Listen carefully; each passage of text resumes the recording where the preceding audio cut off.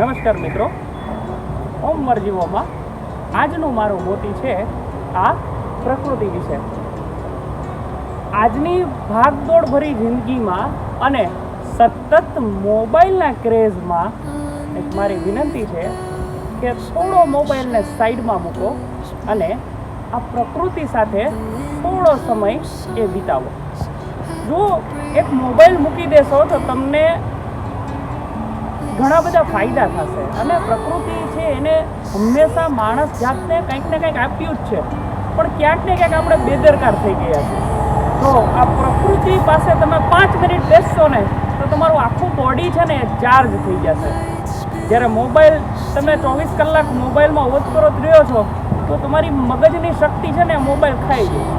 એટલે વિચારવાની જે અસંખ્ય તાકાત આપણને ઈશ્વરે આપેલી છે તો એ ક્રિએટિવિટી છે ને નાશ પામી જાય છે.